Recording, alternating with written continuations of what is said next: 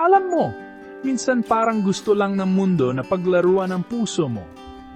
Nahuhulog ka sa isang tao na kaibigan lang ang tingin sa iyo. Nakikipagtawanan ka sa kanila, sinishare mo ang mga sikreto mo, at sa kaloob-looban mo, umaasa ka, baka lang makita ka nila sa paraan ng pagtingin mo sa kanila. Pero prangkahan na, ang ganyang pag-asa, pwede kang durugin niya. Naranasan ko na yan.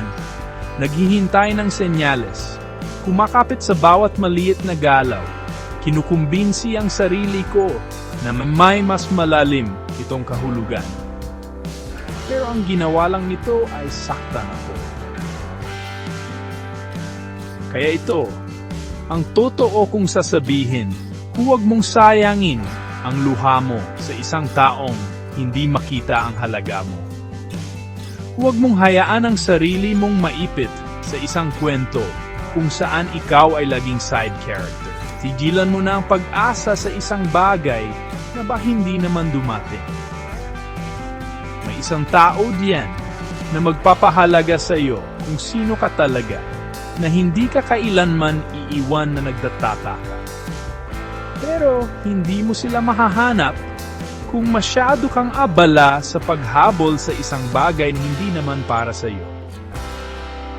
Mahirap? Alam ko.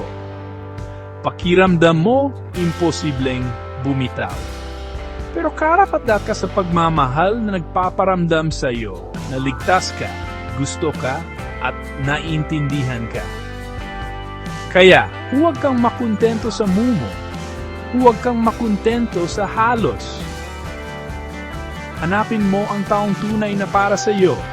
Karapat-dapat ang puso mo diyan.